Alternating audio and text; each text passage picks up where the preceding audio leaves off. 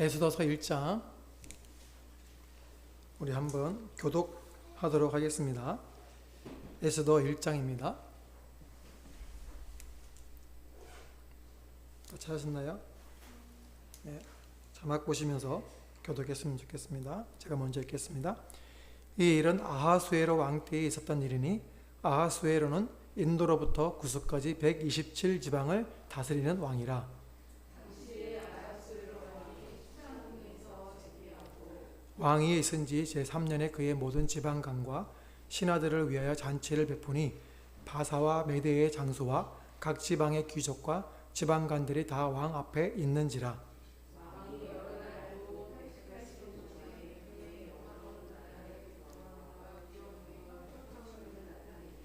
이 날이 지남에 왕이 또 도성 수산에 있는 귀청관의 백성을 위하여 왕궁 후원뜰에서 7일 동안 잔치를 베풀세.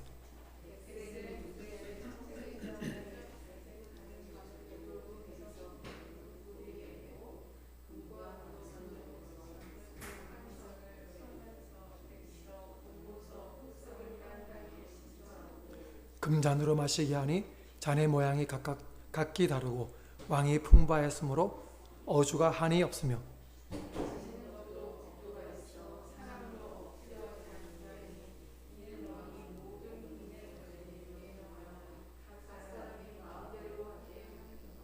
왕후 와스디도 아하수에로 왕궁에서 여인들을 위하여 잔치를 베푸니라.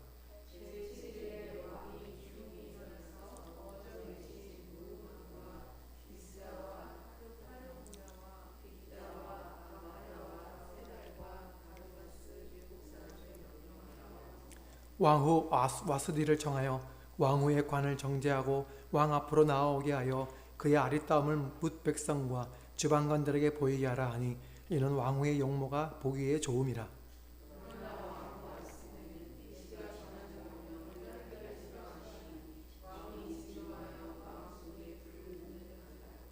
왕이 사례를 아는 현자들에게 묻되 왕이 규례와 법률을 아는 자에게 묻는 전례가 있는데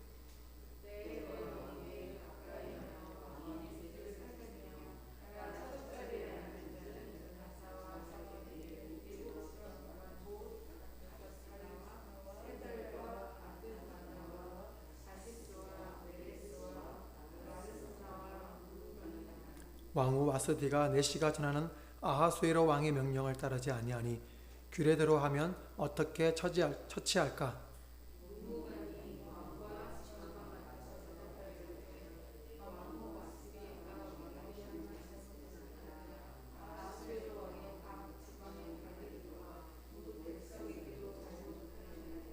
아하수에로 왕이 명령하여 왕후 와스디를 정하여도 오지 아니하였다 하는 왕후의 행위의 소문이 모든 여인들에게 전파되면 그들도 그들의 남편을 멸시할 것인즉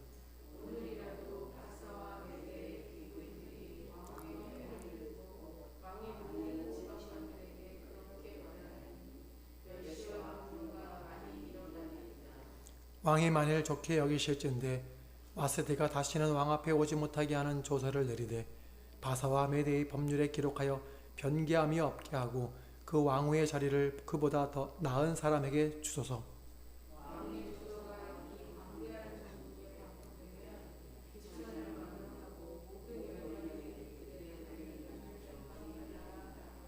왕과 지방관들이 그 말을 옳게 여긴지라 왕이 문무관의 말대로 행하여 각 지방 각 백성의 문자와 언어로 모든 지방의 조서를 내려 이르기를 남편이 자기의 집을 주관하게 하고 자기 민족의 언어로 말하게 하라 하였더라. 아멘. 오늘 말씀의 제목은 왕이 좋게 여기시는 뜻을 따르세요. 왕이 좋게 여기시는 뜻을 따르세요. 대통령의 자리는 한 나라의 권력의 정점에 있는 자리죠. 그래서 그 왕 앞에, 그 대통령 앞에 나아갈 때는 복장을 어떻게 해야 되고 악수를 할 때는 어떤 세계로 잡아야 되고 등등의 얘기들을 해줍니다. 만나고 싶다고 함부로 만나는 것도 아니고 권력의 자리에 누구든지 한번 서보기를 원하는 거 아닙니까? 권력의 맛을 맛보면 떠날 수가 없죠. 저는 권력의 자리를 맛본 적이 없기 때문에 잘 모르지만 저의 외숙부님은 정치를 해서 한자리 하고자 열심히 한 적이 있었습니다. 그래서 선거 비용이 많이 들잖아요. 그래서 재산을 많이 날렸어요. 왜냐하면 권력의 맛을 알면 빠져나올 수가 없기 때문에 그래요. 심지어 옛날에 우리나라 왕들도 그 왕의 자리를 차지하려고 자식을 죽이기도 하고 또 아버지를 죽이기도 하고 그러잖아요. 만약에 반역을 일으키면 3대를 멸하고 그러잖아요. 그런 사람을 죽여도 될 만큼의 권력이 있는 거죠. 그런데 고대 근동, 이 팔레스타인 지방에 그런 시대에 당시에 왕이 된다 그러면 얼마나 큰 권력을 가지겠습니까? 더더군다나 오늘 읽은 말씀은 그 바사 즉 페르시아라는 나라의 왕이란 말이에요. 얼마나 권력이 크겠습니까? 1장 1절 말씀을 보면 이 일은 아하수에로 왕 때에 있었던 일이니 아하수에로는 인도로부터 구스까지 127지방을 다스리는 왕이라. 그래서 페르시아 제국이라고 부르거든요. 그런데 여기 인도는 거기 보면 지도가 있거든요. 이게 오늘날 지명을 붙여놓은 페르시아 제국의 영토입니다. 거기 보면 빨갛게 되어 있는 게 파키스탄이 보이잖아요. 거기가 지금 인도하고 파키스탄 북부 쪽에 인도령이 있고 파키스탄령이 있는데 그게 자기네 땅이라고 싸우는 중이거든요. 그러니까 인도로부터 그러니까 인도는 그 파키스탄 지역을 말하는 겁니다. 그리고 구스는 그 이집트 북아프리카 위쪽에 있는 그 이집트 쪽까지 말하는 거예요. 그래서 또 유럽 쪽에 불가리아까지 가 있잖아요. 그러니까 이 광대한 땅을 이란, 이라크, 시리아, 터키, 우즈베키스탄, 투르크메니스탄, 아프가니스탄 이렇게 팔레스타인, 시리아 이 모든 땅들을 다 점령했던 나라가 페르시아 제국. 그 왕의 그 대국의 왕이니까 얼마나 절대 권력을 갖고 있는 거죠. 이런 대제국의 왕 앞에는 함부로 표정도 함부로 하면 안 돼요. 느헤미야 2장 2절에 왕이 내게 이르시되 내가 병이 없거늘 네가 병이 없거늘 어찌하여 얼굴에 수심이 있느냐 하니 이는 필연 네 마음에 근심이 있음이로다 하더라. 그때에 내가 크게 두려워요. 왕 앞에서는요 얼굴에 수심이 근심 있는 얼굴을 찌푸려도 목숨이 날아가는 만큼 왕 앞에서는요 함부로 행동하면 안 돼요. 그만큼 이 고대 근동의 왕들의 권력은요 절대적이었어요. 그런데 오늘 왕의 잔치를 열었잖아요. 2절 말씀에 당시에 아하수에로 왕이 수산궁에서 즉위하고 왕이 된 거죠. 왕이 있은 지 제3년에 왕이 된 지 3년 만에 그의 모든 지방관과 신하들을 위하여 잔치를 베풀었다 그랬어요.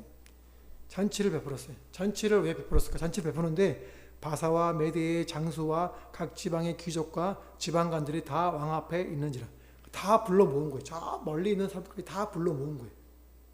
잔치를 왜 열었을까요? 고대 그리스 역사가 헤로도투스가 이런 말을 했어요.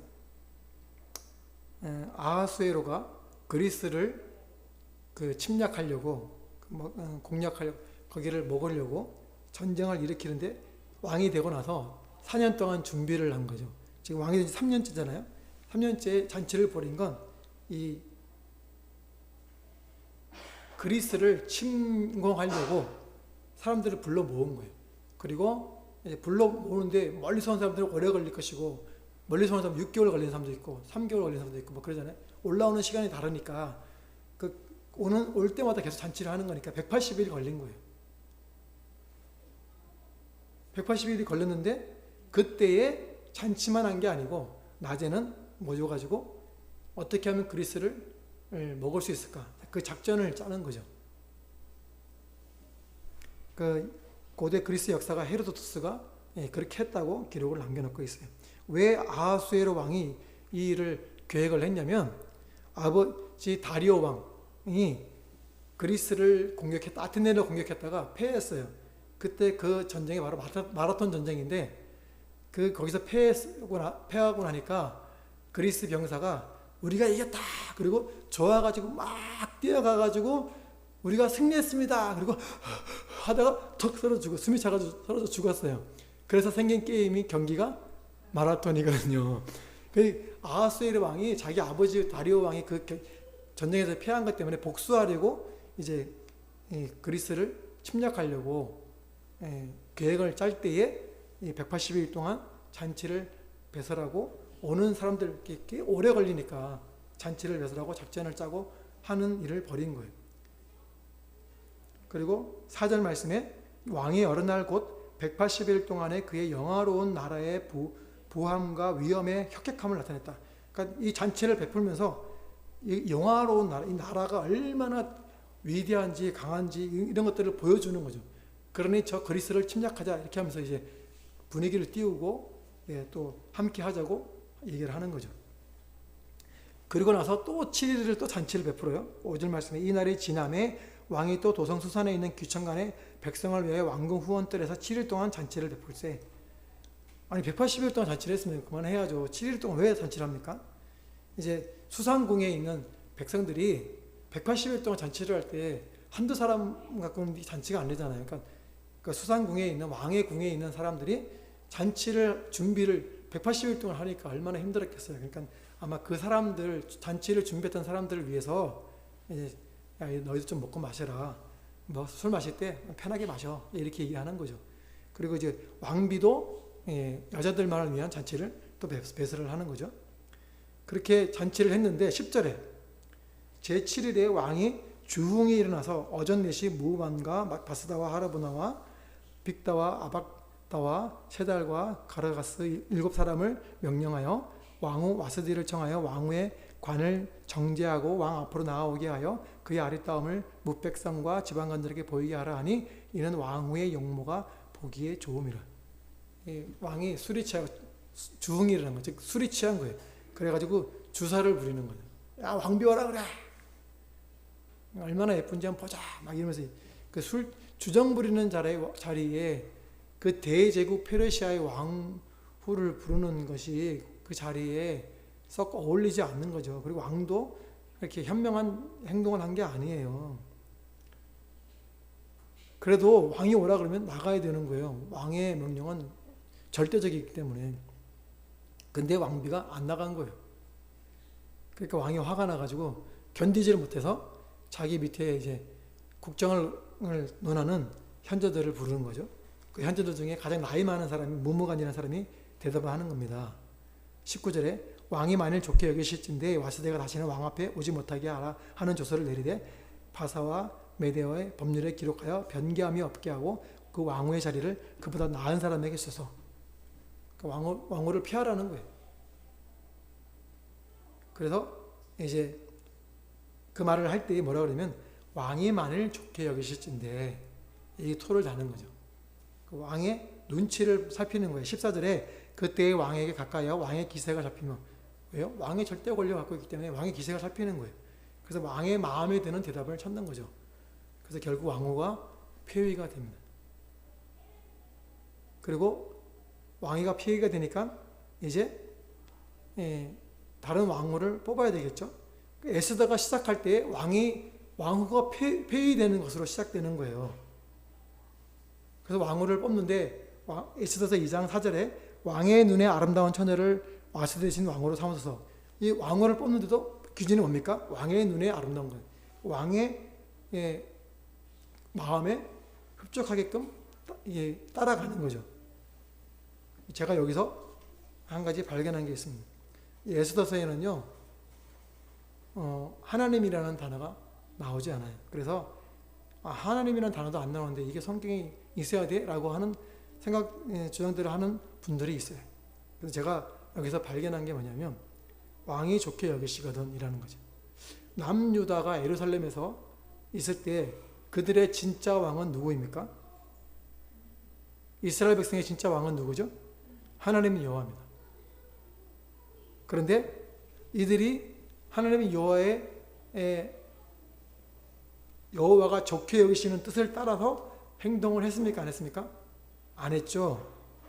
신명기 7장 3절 4절 말씀에 또 그들과 혼인하지도 말지니 네 딸을 그들의 아들에게 주지 말 것이요 그들의 딸도 네 며느리로 삼지 말 것은 그가 네 아들을 유혹하여 그가 여호와를 떠나고 다른 신들을 섬기게 하므로 여호와께서 너희에게 진노하사 갑자기 너희를 멸하실 것임이니라.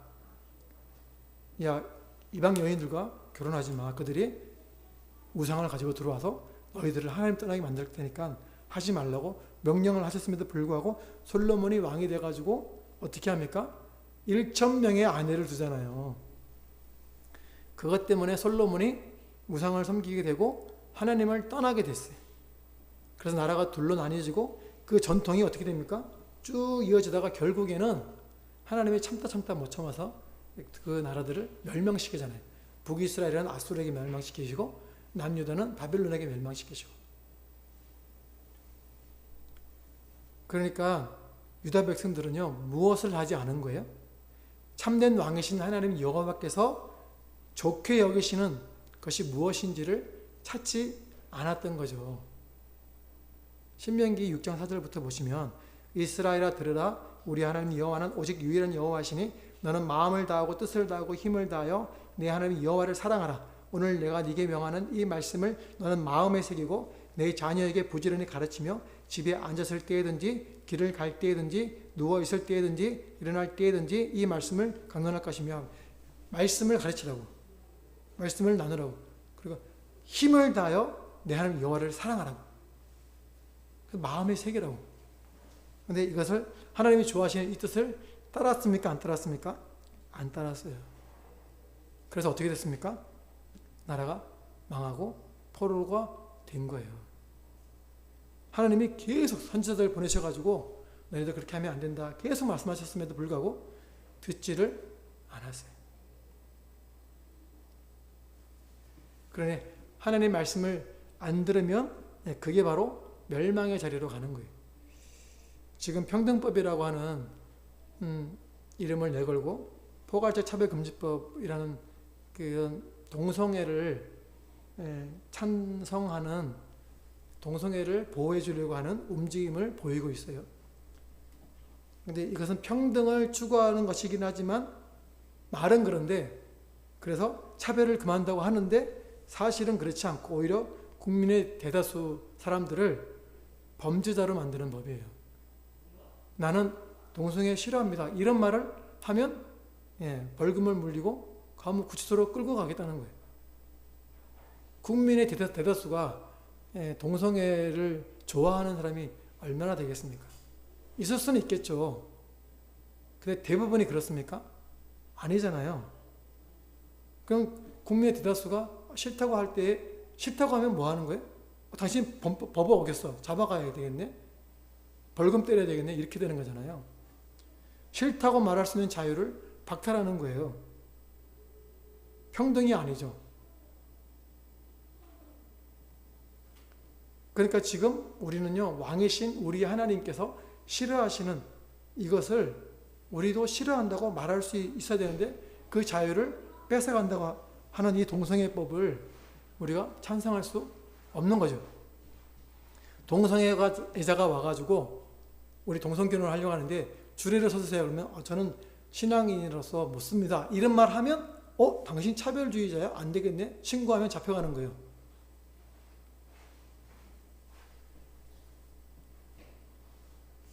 자유주의 민주국가에서 이런 말이 안 되는 상황이죠. 근데 그걸 법으로 제정해가지고 자유를 박탈하겠다는 거예요. 그래서 지금 동성애를 찬동하는 목사, 교회, 교단들이 있어요. 만약에 그런 교회나 교단들 목회자가 있다면, 만약에 혹시 그런 교회 다니시는 분들이 있다면 그 교회에 나와야 됩니다. 그 목사님이 아무리 설교를 잘하고 목회를 잘하고 해서 교회가 멋있다고 할지라도 그 교회는 가면 안 돼요. 왜? 하나님이 좋게 여기시는 뜻을 따르지 않기 때문에 그래요. 하나님이 싫어하시는 것을 따르기 때문에 그래요. 그건 목회자가 아니에요. 그건 우상숭배하는 거예요. 우리 모두는 하나님 여호와가 좋아하시는 뜻을 따를 수 있기를 주님의 이름으로 축복합니다. 아닌 건 아닌 거예요. 지금 유대인들이 타국 땅에 잡혀와 있잖아요. 그렇다면 여기 잡혀와 있으면서 무엇을 해야 될까요? 하나님이 좋게 여기시는 뜻을 따라야 되겠죠. 예레미야 29장 4절, 포로로 잡혀가 있는 사람들에게 하신 하나님의 말씀입니다. 만군의 여호와 이스라엘 하나님께서 예루살렘에서 바벨론으로 사로잡혀 가게 한 모든 포로에게 이와 같이 말씀하시니라. 너희는 집을 짓고 거기에서 살며 텃밭을 만들고 그 열매를 먹으라. 아내를 맞이하여 자녀를 낳으며 너희 아들이 아내를 맞이하며 너희 딸이 남편을 맞아 그들로 자녀를 낳게 하여 너희가 거기에서 번성하고 줄어들지 아니하게 하라. 너희는 내가 사로잡혀 가게 한 그 성읍의 평안을 구하고 그를 위하여 여호와께 기도하라. 이는 그 성읍이 평안함으로 너희도 평안할 것입니다. 그러니까 포로된 그곳에 가가지고 정착해서 살아가라는 거예요. 그래서 번성하래요. 그럼 뭐합니까? 그게 무슨 말이에요? 하나님이 보호해 주시겠다는 거잖아요. 왜 보호해 주시겠다는 거죠? 그게 8절부터, 예레미야 29장 8절부터 보면 나옵니다. 만군의 여호와 이스라엘 하나님께서 이와 같이 말하노라. 너희 중에 있는 선지자들에게와 점장이에게 미혹되지 말며 너희의 꿈도 고지 듣고 믿지 말라. 내가 그들을 보내지 아니하였어도 그들이 내 이름으로 거짓을 예언함이라. 여호와의 말씀이니라. 여호와께서 이와 같이 말씀하시니라. 바벨론에서 70년이 차면 내가 너희를 돌보고 나의 선한 말을 너희에게 성취하여 너희를 이곳으로 돌아오게 하리라. 하나님이 번성해서 돌보시겠다는 거예요. 그런데 왜 돌아오게 하려고? 70년 후에 돌아오게 하시려고.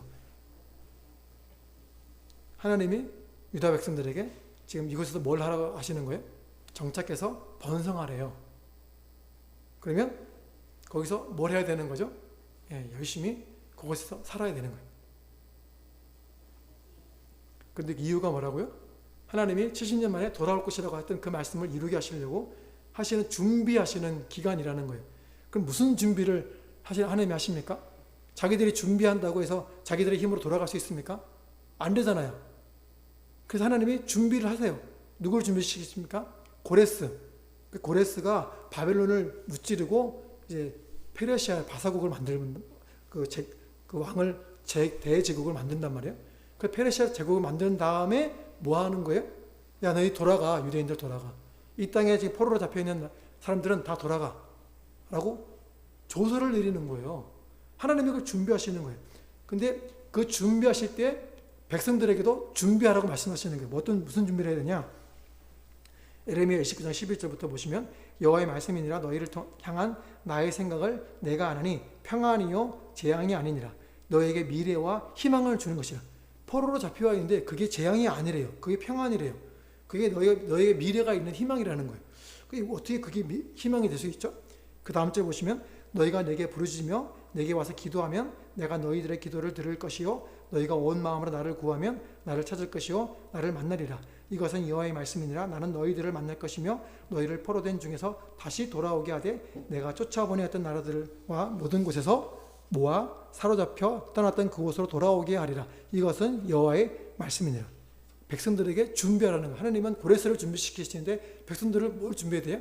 하나님을 만나기 위해서 하나님을 찾고 구하라는 거예요. 그러면 만나주겠다는 거예요.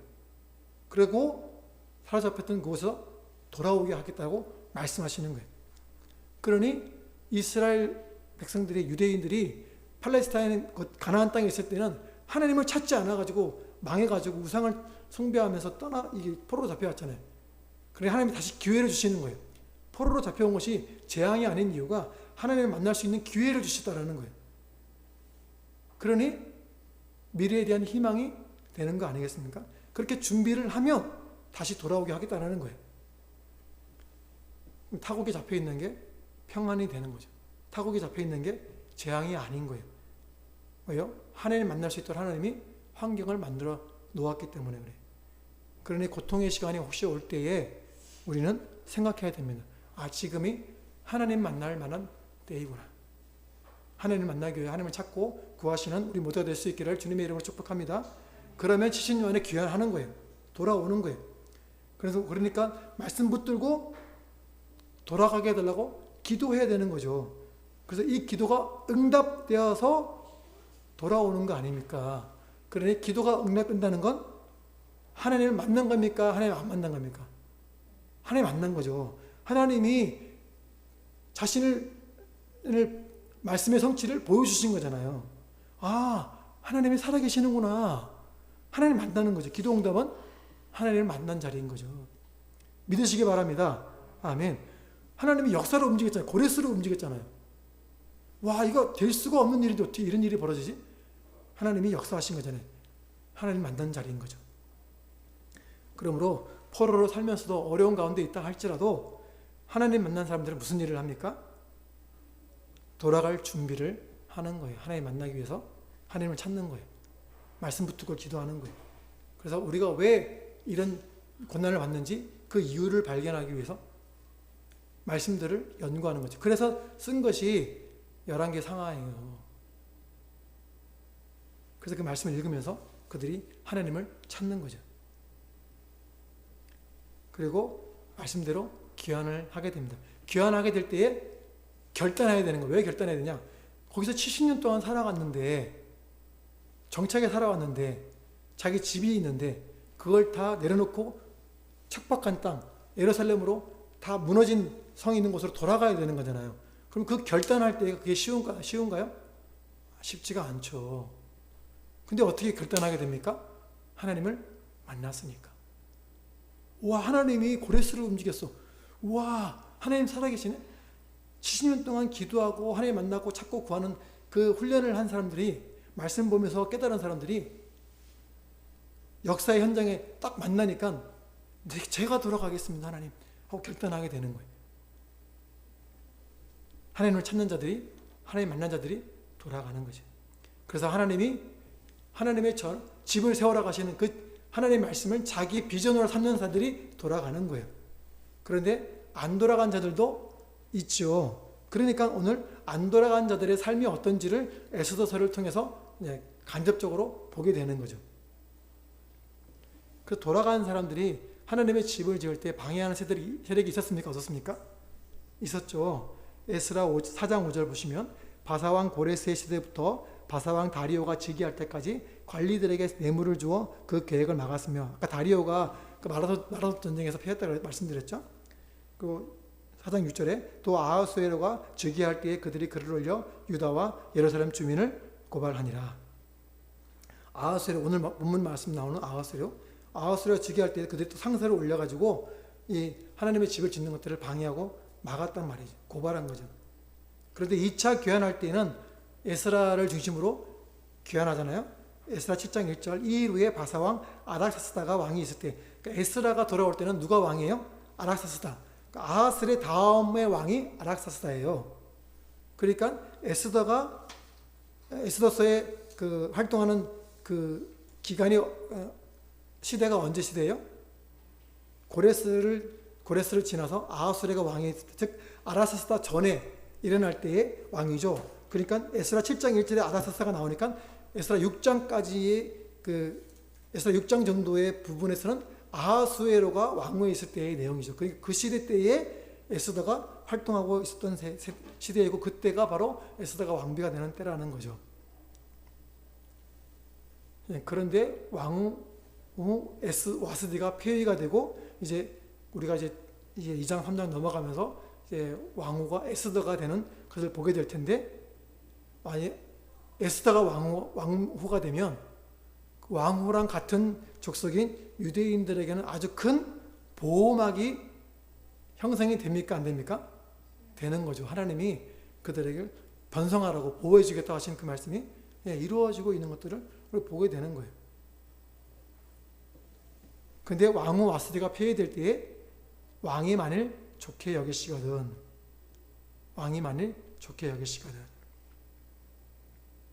그 아하수의 왕이 술을 마셔가지고 취해가지고 주사를 부림으로 인해서 왕후가 폐위가 되고 에스더가 이제 왕후가 될 텐데, 이런 것들을 보면서 그 일련의 과정이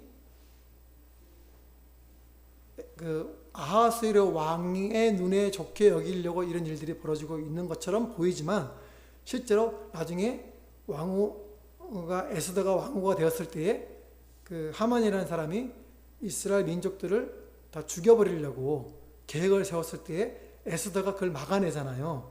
하나님이 지금 왕으로 에스더를 세우는 것은 지금 아하수에로 왕의 눈에 좋게 보이려고 하는 일인 것처럼 보이지만, 실은 누구의 눈에 좋게 보이게 하려고 하는 거예요, 지금 이 일이?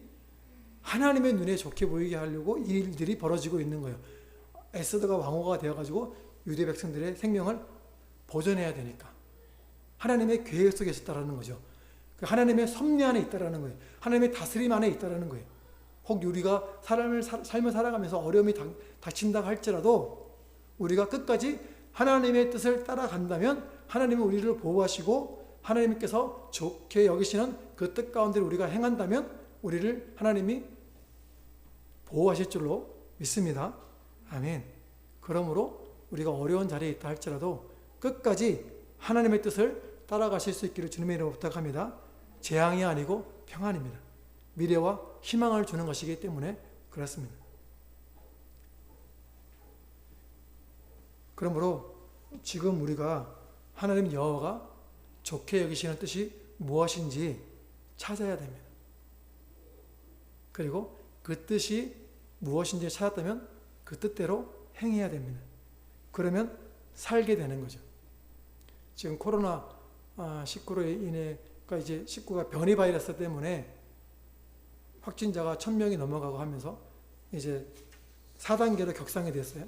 그래서 대면 예배를 이제 다음 주부터는 못하게 한다고 이제 막겠다고 발표를 했어요. 그럼에도 우리가 안식일 날을 기억해서 지켜야 됩니까? 말아야 됩니까? 지켜야 되죠. 하나님은 지켜야 하셨으니까. 모이기를 피하는 사람들이 같이 하지 말고 그럴 때일수록 더욱 모이라고 그랬어요. 그리고 또 우리는 또 백신 주사를 다 맞으셨기 때문에 마스크 쓰고 있으면 괜찮아요. 그리고 우리는 교회는 또 작기 때문에 그 숫자에 넘어가지 않기 때문에 우리는 괜찮아요.